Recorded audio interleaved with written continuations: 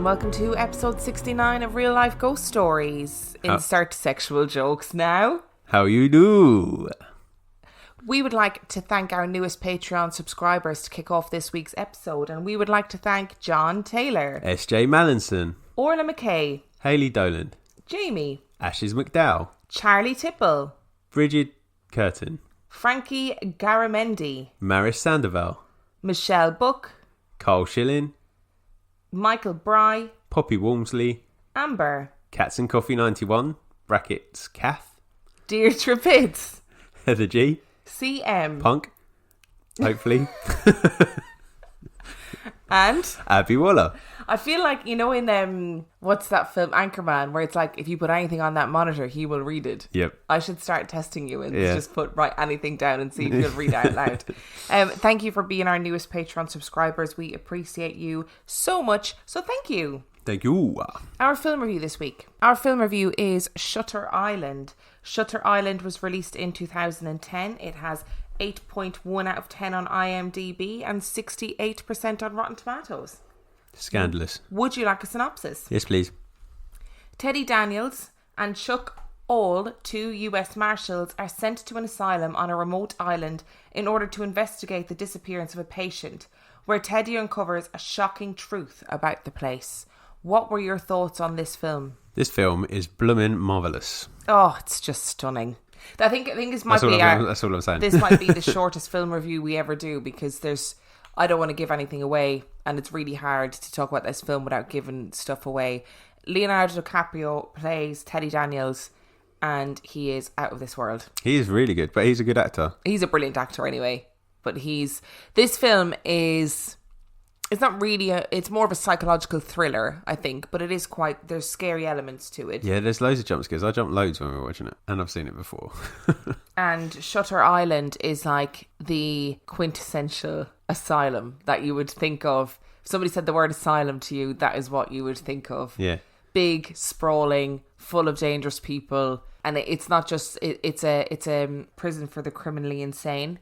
Like Arkham Asylum. Like Arkham Asylum. So it's like, you know, for people who are really dangerous. Like the Joker. Like the Joker. We watched Joker during the week, so hence the Joker references. It's a really brilliant film, and it's clever. Also a brilliant book. Yes, I read the book years ago. It's Dennis Lehane, isn't it? The same guy that wrote Mystic River. I don't know. I can't remember. Which is also a good book. I read the book after I'd watched the film. Because I went to see the film in the cinema, and I remember being completely blown away by it. And then I read the book because I wanted to see how the book and film compared. I'm a big believer in books always being better. I think seeing the first Harry Potter film was probably the most disappointing moment in my life. But that's okay. I've let it go. I haven't. Pre-Netflix. I read the book, and it's one of the best fiction to film adaptations that I've ever seen. The film is sensational. And the book is sensational. Yeah. And both are sensational. They are. Sensational is a good word. Sensational is a good word. But I would, I don't want to say too much, but what I can say is that they get to the island where Shutter Island, this big insane asylum, is. They're trying to move away from the old school therapies like lobotomies, water therapy, and they're trying to go for medicating the patients and talking therapies and treating them like human beings, or so they say. And Teddy Daniels suspects there is a secret patient on the island, and they're trying to find this secret patient. And it is stunning. It just messes with your head a little bit the first time you see it. A little bit, massively. The first time I saw it in the cinema, I was like fucking audibly gasping at the end. I was like, oh my God! I can't believe this is happening. If you haven't seen it, 100% go and watch it. I'm just going to go all out on a limb here and give it 5 stars. I'm going to join you. I didn't want to give it 5 stars, but I can't give a reason not to. I can't think of a reason not to. No. It's just, it's great. And it's great. With it, I'm afraid. If it can keep my attention, and it was the second or third time I've seen it, then, I mean, that's saying something. I think that in itself should get like a, posthumous is not the right word, but like a posthumous. Posthumous, you mean? Posthumous, yeah. Posthumous. After hummus, or Oscar, that's what we'll get. I think it should get an Oscar for being a film that could hold my attention. On That should repeat be, viewings as well. That should be a category in the Oscars. Yeah, that actually should be.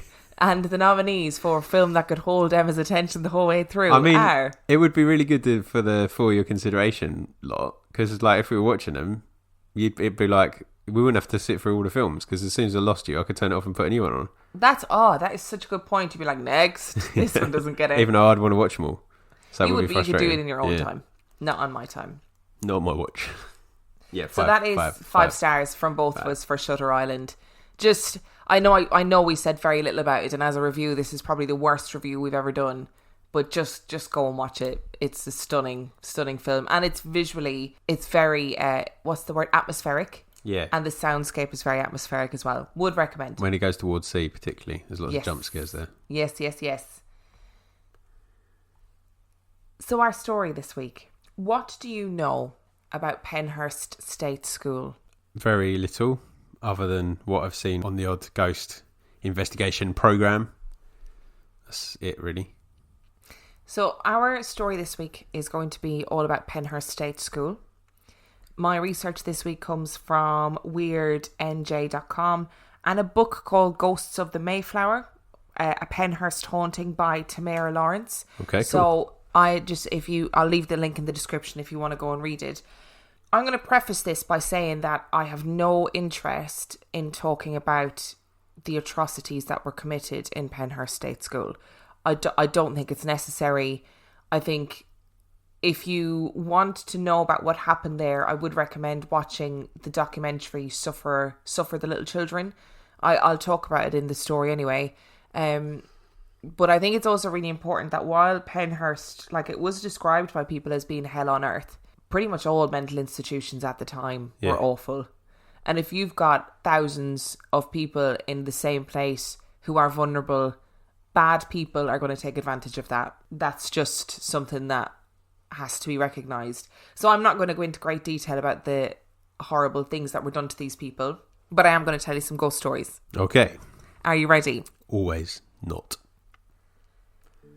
Pennhurst first opened its doors in November of 1908, and due to pressure to accept not only people with intellectual and physical disabilities, but also immigrants, criminals, and orphans who could not be housed elsewhere, it was overcrowded within only a few years.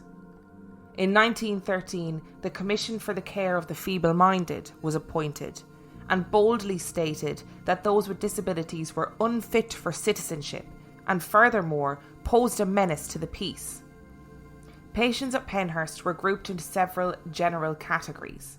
Under the classification of mental prowess, one was listed as either an imbecile or insane. Physically, the patient could either be declared epileptic or healthy. Like many similar facilities of the era, Pennhurst functioned almost completely independently from the rest of society. It operated its own power plant, policed its own grounds, and produced its own food. Any additional needs were supplied by a railway line that connected the campus to the outside world. The facility could operate without any interaction with the surrounding community. And really, that was the way a lot of the community preferred it. By the mid-1960s, Pennhurst had been open for 50 years. It housed 2,791 people, most of them children, which was at least 900 more than the administration thought the buildings could comfortably accommodate. But as a state school, they had to take what they were given. Only 200 of those residents were in any kind of art, education or recreation programs that would help to improve their condition, though many of the patients were high functioning enough to improve with the right care. The administrators recognised that they were falling short of their ideal treatment, but with a crumbling building, a budget shortfall of $4 million, and only 9 medical doctors and 11 teachers, none of them with special education training, their hands were tied. In the mid-1960s, fledgling TV reporter Bill Baldini ran a 5-episode expose of Pennhurst State School and Hospital on Philadelphia's TV10. It painted a picture of neglect and abuse in the Chester County institution that was hard for regular viewers to stomach. The 5-minute news segments were entitled Suffer the Little Children, When one patient was asked by the interviewer what he would like most in the world, if he could have anything he wanted, the sad and withdrawn reply was simply, to get out of Pennhurst. From that point on, it was inevitable that the hospital would close down, but it took 2 further decades of legal actions, federal judgments made and overturned, and growing financial crisis for the place to be shuttered.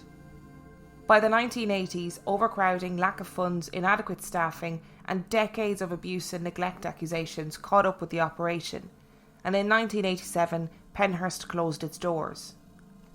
Its death was not without positive impact, though. The martyrdom of its long-suffering patients helped put into motion changes to medical practice across the country and to society as a whole. Pennhurst State School now operates as a haunted attraction. In 2011, Tamara Lawrence spent an autumn season working in Pennhurst, and these are her experiences. Night 1. It started with a desperate cry. A tiny, whispering, whimpering cry. "Mommy?" No. Tamara checked the hallways and stairways and was met with nothing but darkness. She wondered if perhaps one of her co-workers was playing a prank, a hazing of the new girl. But the tiny, desperate cry seemed so real. Tamara was posing as an orderly in the Mayflower building, reportedly the most haunted of the entirety of Pennhurst. Her job was to stop people from venturing up the stairs to the 3rd floor. The 3rd floor was dank and dilapidated, with crumbling ceilings and peeling walls. The floor was littered with mattresses and pillows, stained black from the excessive damp. At the end of the night, another orderly, James, shuddered and swore that something had just tapped him on the shoulder. Night 2. "Howie, come out to play!" James cried out from the darkness. "Come on, Howie, come out to play!" They were setting up the attraction pre-guests, and James was obsessed with finding Howie. Howie haunts the Mayflower. He is said to be a lost child, and he owns all the toys in the building. If you are in the Mayflower long enough, you may find a ball roll and knock against your feet. Howie's invitation to come and play. However, if you take Howie's toys, he'll come and get you. Tamara took her place at the bottom of the stairs, guiding everyone who passed through. Guests would stop and they would shake their heads and say, "Oh, I don't know how you work here." But the question they would ask most often would be, "Have you seen anything?" Tamara would tell them all about Howie, warning the guests not to make him mad. She would tell them about the little girl crying for her mom, and she would tell them about the hair pulling. You see, something in the Mayflower building was obsessed with girls with long hair. It would stroke and tug on long hair, and the guests would pull their hoods up or tuck their hair into their collars. More often than not, people thought she was joking, a ruse to heighten the experience. But she wasn't. James approached again, his face full of glee. Hey, guess what? I got tapped on the shoulder again. Twice this time. I just love it." Tamara was concerned. Something didn't seem right. She scolded James and told him to stop taunting Howie, and James skipped off down the corridor singing, "Howie, come out to play." It was customary for the orderlies to check on each other throughout the night. It could be disconcerting being alone in the darkness all night. That night, Tamara went to check on Laurie. They were both mothers in their 40s who just wanted to make a few extra dollars, so they had a natural affinity for each other. Laurie seized her arm when she saw her. "Tamara, there's something in the bathroom. Please, honestly, there's something in the bathroom. I kept seeing a shadow peer out from behind the stall in the bathroom. I swear I've seen it 4 or 5 times now." Eventually they reasoned it out by the fact that they were working in such a daunting environment, and giggled about not going to the bathroom alone. It's amazing how a joke with a friend can calm down even the most spine-tingling of situations. Tamara went back to her post and slipped back into her routine. She would peer around the stairwell, waiting to hear the telltale shrieks and giggles of another group. When she would hear the group, she would whip back around the corner and take her post at the bottom of the stairs. This time, she jumped back and stumbled into somebody. Somebody who could only have come from the 3rd floor. She felt a large, sturdy body as she fell against it. Fear gripped her. She turned her flashlight to confront whoever it was that had scared her. Her flashlight pierced through the darkness. Nothing. Night 3. It wasn't unusual for the orderlies to share experiences. Thus far, James had claimed to have seen shadows running from room to room, a face peering in the 2nd floor window, and being tapped on the shoulder twice. James's desperation to have an experience didn't make him the most credible witness, and Tamara took his claims with a pinch of salt. Today, though, James was not his usual self. He was quiet and subdued. It was this night that the noises started on the 3rd floor. Furniture being dragged, things banging and crashing, and little footsteps running up and down the corridors. The guests likely thought it was part of the experience. It wasn't. Night 4. James had been talking about venturing up to the 3rd floor, but he was afraid to do it on his own. He finally got another employee to venture up there with him. Tamara listened closely for sounds of their movement on the 3rd floor, but there was no sound. Eventually they returned, and James's face was different. For the first time he looked frightened. Properly frightened. "How did it go? Did you see anything?" Tamara asked. "Something stabbed me," he stammered. "It felt like something stabbed me, but with a needle." Night 5. It was a skeleton staff that night. Tamara and Laurie were heading up their floor, trying to entertain the waves of people that were bounding up the stairs. The same questions rolled in from the groups. "Have you seen anything? Is it really haunted?" It was all as normal as it can be working in a haunted asylum, when a group of women arrived, desperate to see something. They made their way towards the bathroom, where Laurie had seen the shadow. Their screams reverberated around the hallways, and they ran pale-faced and terrified to Tamara. "There's a man," they cried. "There's a man in there, and we thought he was a worker, but he's not." They refused to continue on the tour, and eventually Tamara sighed and agreed to check it out. She walked, flashlight in hand, with the group of women huddled behind her. She checked the bathroom. Nothing. She rounded the corner into the common room, and there it was. The tall, black shadow of a man standing against the wall. The shadow was not just black, it was blacker than black, standing almost as if it was waiting for her. It moved across the wall and melted into the corner. Tamara reassured the women, moved them on by assuring them that shadows were common in the building and they would not be harmed. Tamara was, at this point, questioning whether her job was really worth it. The night continued, with the groups becoming smaller and smaller. Hardcore paranormal enthusiasts turn up in twos to explore the most haunted building in America. Tamara continued her shift, almost forgetting the incident earlier. Almost. 2 men arrived. They were well versed in the paranormal and stopped to chat to Tamara before moving on to explore the rooms. They exited the first room almost as quick as they entered, one of the men looking pale and the other shaking his head in disbelief. The man who had turned pale was rubbing his neck. Tamara asked him if he was okay. "I swear, something was just jabbed into my neck and it felt like a needle."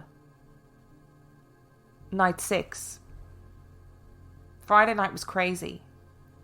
They were operating on a skeleton staff again. The staff just kept leaving.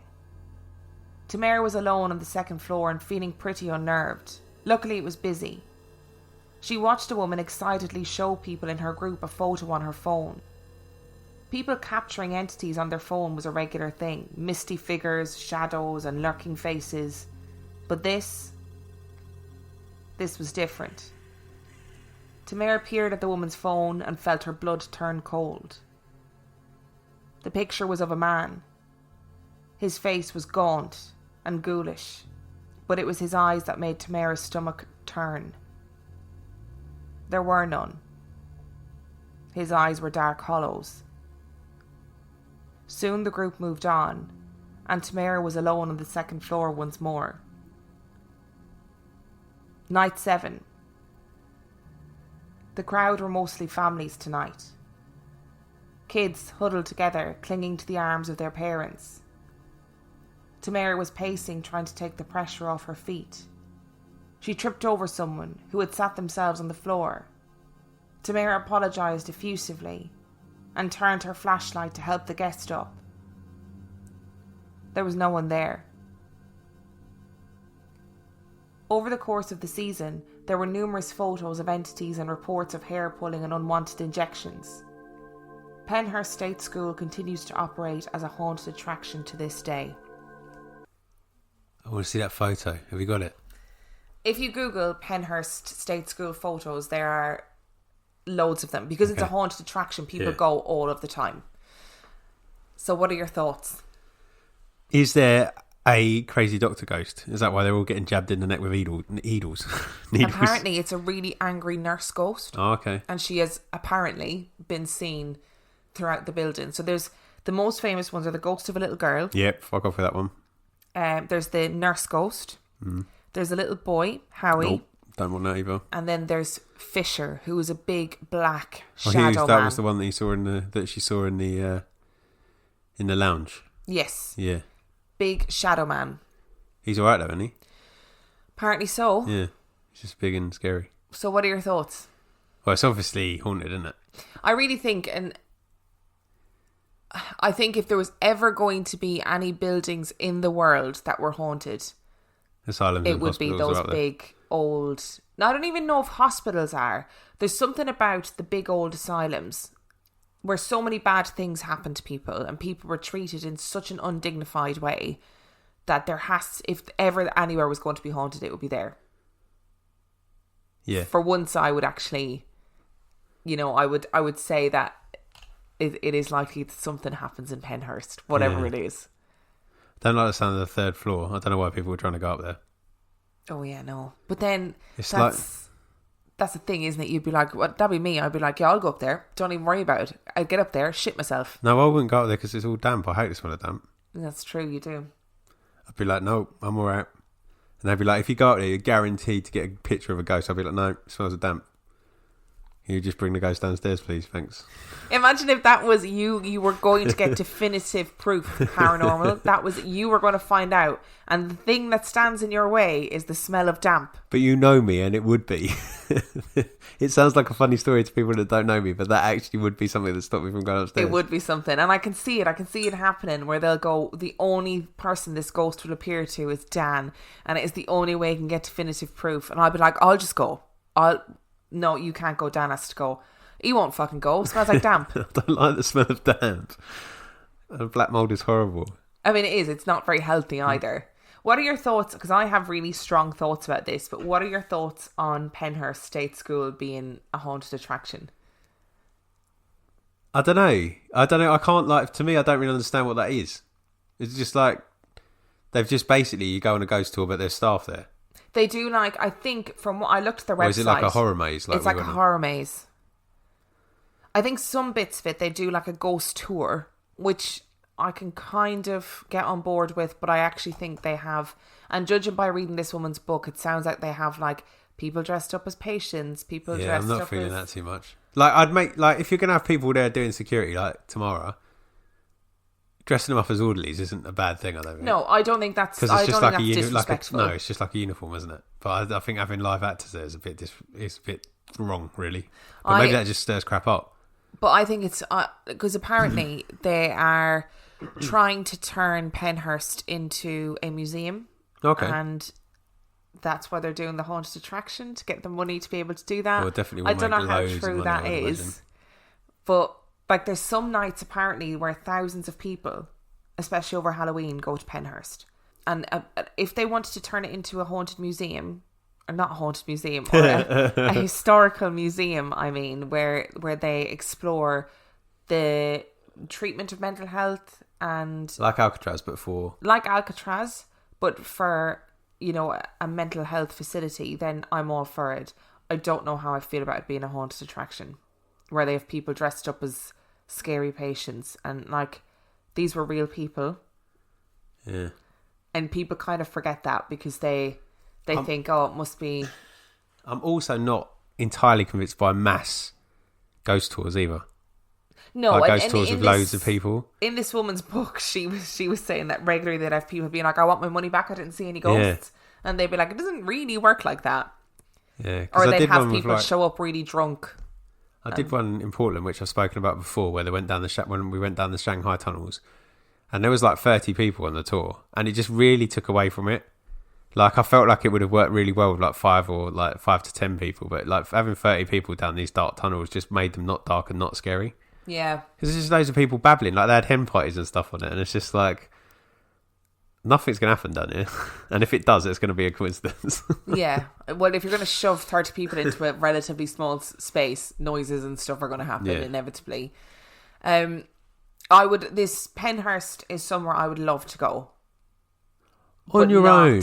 But not as part of like Halloween weekend, a scary maze. I would love to just go and visit and have the owners and say, can I have a walk around and have a look at everything? It is just one of those, I mean, it's such a landmark in changing the public's perspective of what happened in those kinds of places, which is pretty amazing. Oh, I mean, horrific. Are we talking daylight or nighttime? I'd go either. I don't really care. I'll come with you if we go in the daytime. Babe, when I worked in an asylum and I saw my ghost, it was at 10 o'clock in the morning. Okay, I don't think ghosts are bothered about the time of day. I don't want to go anywhere where there's a little, definitely like confirmed little girl ghost. Well, there are questions as to whether or not it's actually a little girl. Well, it's a demon. Yeah, I definitely don't want to go then. Yeah. I'm going to end up going now, aren't I, at some point? Yeah. I've already booked it. No. We're ready to go. If you are listening and you've been to Pennhurst, can you please write me in? Because I want to know. I want to know what it's like in real life.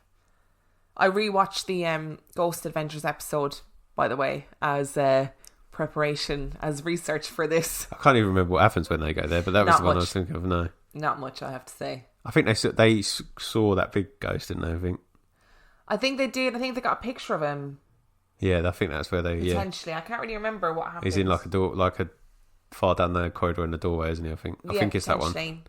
I'm also going to do an episode on Waverly Hills Sanatorium. Okay. And I will try and look up some other local asylums. I think what's good, for want of a better word, about this place is that documentary that comes with it. Well, it doesn't come with it, but like... Yes, so for the little children. I watched that as well during the week. Horrendous. I think if you watched it before you went in, I think just the vibe, you just carry an extra vibe with you anyway, I think. Yeah, I think so. And so I didn't feel like it was necessary to go through all the gory details and the ins and outs of what happened at the hands of the workers in this place and the patients at the hands of each other. But if you do want to watch stuff for little children, I'm going to give you a warning that it's very 1960s in the language that it uses and the way it speaks about people. But there's an English equivalent called a documentary called The Silent Minority, which is equally as horrific. Oh yeah, it went on all over. It's just it's all not over the world. It's not a national identity symptom. It's a era symptom, isn't it? It's a symptom of the era and on. It's a symptom of era and fear and not understanding and ignorance. No advances in the understanding either. No. Well, not significant advances. I think we kind of understand that stuff a little bit more these days. And we also got a better idea of what dignity means. Yes. Which, was severely lacking. But it's a fascinating story. Again, we've another really serious episode. What are we doing? I'm not down with the little girl goes. We're not doing anything with that. Like that's. I'm not doing anything with that. What do you think I'm going to do? I don't know. Tell me a story about her. God, I don't want to know. No, they don't know. Okay. They don't know what the story. The girl who wrote the book that I read believes that the ghost is of a little girl called Mary, and they regularly have like psychics and clairvoyants and stuff that come through, and they're like, oh, I can feel this, that, and the other. Howie is like the seasoned long-term resident that everyone knows about. But I feel like when you were reading the James calling Howie out, it was the creepiest thing you've ever read on the show, I think. Your Howie come out to play tone of voice was horrible. Oh, wasn't intended to be. It was really creepy. When you listen back to that when you're editing, you're going to be like, oh my word. I put effort into that too. Yeah. Would you like some new reviews? Yes, please. Our first review comes from Mr. B. Stroud. And Mr. B. Stroud says, a universally good time. I found out about this podcast at an open mic night in Canterbury and thought I'd give it a go. From the first episode, I was hooked. I'm very much like Will in being a psychology teacher and a skeptic, but I have to admit I have had some chills listening to some of these stories. I'm saving some of the scariest stories to tell my students in form time when they annoy me.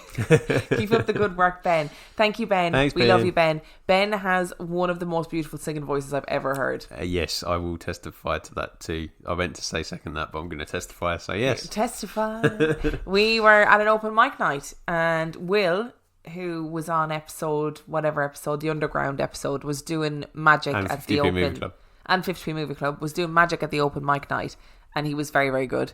And then this Ben did some Frank Sinatra songs, and his voice. Oh my word, so good, so good, so good. I don't know why I'm telling you guys this, like we're promoting him, but just for a bit of context. It was just completely out of the blue as well, because like he's quite unassuming as a gentleman. Yes. And then he just started singing and everybody was transfixed instantly.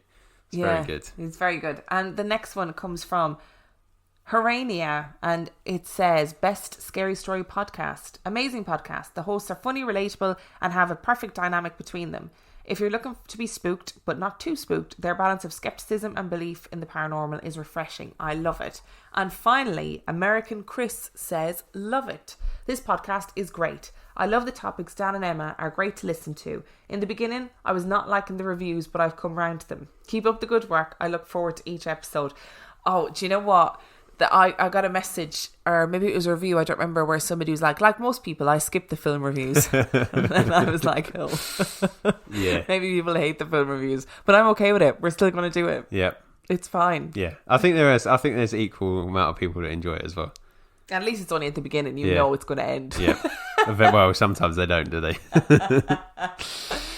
And if you enjoyed this week's episode, you can find us on Instagram. I'm on Instagram at Real Life Ghost Stories. That's it. I don't think podcast at the end of it. I think I'm on Instagram at Real Life Ghost Stories. You are. Dan is on Instagram At 50p Movie Club. We are on Twitter At Real Ghost Pod. We are on Facebook, Real Life Ghost Stories Podcast. Give us a like and also join our supergroup, which is RLGS Supergroup. The password is Emma and Dan and Tiny Bim, if you feel like it. You can email us in your stories to realLifeGhostStoriesPodcast@gmail.com. You can also support us on Patreon. Patreon is a platform where you can pay $5 a month or $2 a month to get tons and tons and tons of extra bonus episodes. I think we have around 47 extra weekly episodes and about, I don't know how many episodes of 50p Movie Club, but quite a few. That is patreon.com/real life ghost stories. Would you like to explain what 50p Movie Club is? It is a podcast that I used to do with Will and I now do with Dave Keane.